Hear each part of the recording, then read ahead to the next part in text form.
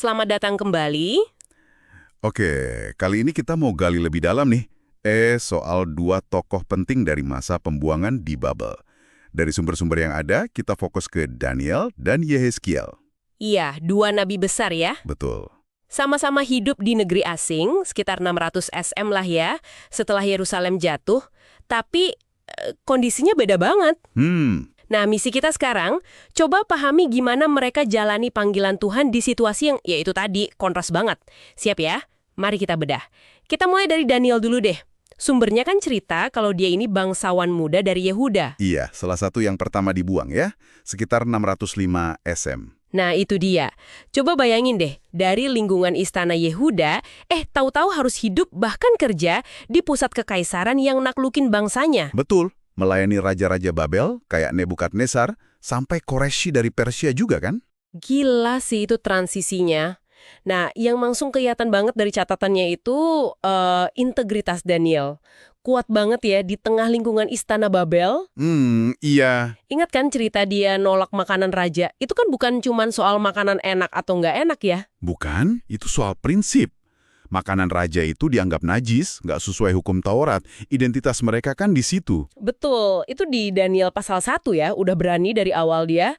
Terus ada lagi di Daniel 6, dia tetap aja berdoa menghadap Yerusalem. Padahal udah ada larangan keras, ancamannya masuk gua singa kan? Iya, ini bukan cuma soal soleh sendirian gitu ya, tapi sikap konsisten jaga iman di bawah tekanan sistem yang beda, bahkan musuhin. Kayaknya integritasnya ini malah jadi kekuatannya ya. Tepat sekali. Justru itu modalnya buat bertahan, bahkan bisa punya pengaruh. Dan ini nyambungnya ke perannya yang lain. Apa tuh? Iya itu, jadi penafsir mimpi sama penerima penglihatan. Kemampuannya jelasin mimpi Nebukadnezar, itu kan bukan cuma pinter biasa. Oh ya benar, dipandang sebagai karunia khusus ya. Betul, karunia ilahi yang bikin dia punya akses unik ke pusat kekuasaan. Nah, penglihatannya sendiri yang banyak di bagian akhir kitab Daniel, itu kasih lihat perspektif Tuhan soal arah sejarah kerajaan-kerajaan dunia. Oke. Jelas ya soal Daniel. Sekarang kita geser nih ke Yehezkiel. Sumbernya bilang dia ini ada di realitas yang beda banget. Kalau Daniel di pusat kuasa, Yehezkiel di mana nih? Nah, ini dia, jauh dari istana. Yehezkiel ini kan imam ya, dari suku Lewi, tugasnya urusan agama. Oh, imam dia. Iya, dibuangnya belakangan sekitar 597 SM. Sumbernya bilang, dia itu tinggalnya di tengah komunitas buangan Yahudi lain. Di mana itu? Dekat Sungai Kebar. Jadi dia hidup bareng mereka, merasakan langsung gimana susahnya, bingungnya jadi tawanan. Beda banget sama Daniel. Jauh ya kontrasnya. Terus, yang juga menonjol itu cara dia dipanggil jadi nabi. Wah, dramatis banget. Gimana tuh? Di Yehezkiel pasal 1 itu kan, penglihatan soal kereta kemuliaan Tuhan. Gambaran Tuhan yang agung, kompleks, ada kerubim, roda penuh mata. Kayak mau bilang Tuhan itu maha kuasa, ada juga di pembuangan. Wow. Pesan awalnya juga keras banget, sesuai catatan sumbernya. Negur dosa Israel yang bikin Yerusalem hancur. Dia bahkan disuruh melakukan hal-hal simbolis yang, ya aneh gitu. Tindakan simbolis aneh, menarik tuh. Kenapa ya pendekatannya gitu? Beda sama Daniel yang lebih, kalem mungkin. Banyak yang menafsirkan itu sebagai cara Tuhan buat mengguncang umatnya yang udah kebal dosa, udah apatis gitu sama firman Tuhan. Jadi perlu semacam shock terapi gitu ya? Mungkin bisa dibilang gitu. Perlu tindakan visual yang dramatis buat narik perhatian, biar pesannya nancep. Tapi nih, setelah Yerusalem beneran jatuh di 586 SM, fokusnya agak geser. Jadi gimana? Muncul nubuat pengharapan. Yang paling terkenal itu di Yehezkiel 37, lembah tulang kering yang hidup lagi. Itu janji pemulihan bangsa Israel oleh kuasa Tuhan. Iya, penglihatan tulang-tulang itu ya. Oke, jadi kita punya dua tokoh nih. Panggungnya beda banget. Daniel di elit politik kafir, Yehezkiel di tengah umat Tuhan yang lagi hancur.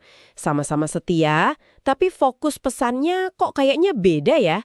Gimana nih liatnya secara keseluruhan? Ya, kalau kita coba rangkum dari sumber-sumber ini ya, Daniel itu kayak jadi contoh gimana iman bisa dijaga, bahkan jadi kesaksian di tengah struktur kuasa dunia. Oke. Dia nunjukin kalau setia sama Tuhan itu bisa, walau di sistem yang nggak kenal Tuhan.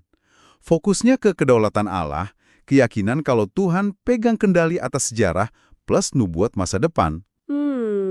Terus Yehezkiel. Nah, Yehezkiel ini suara Tuhan buat jaga dan bangun lagi iman komunitas dari dalam.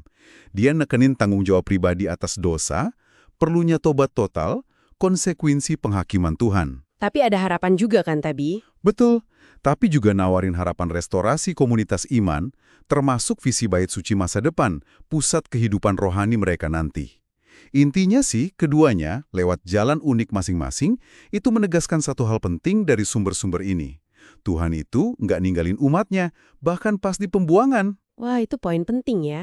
Iya, dan pesannya relevan banget buat kita.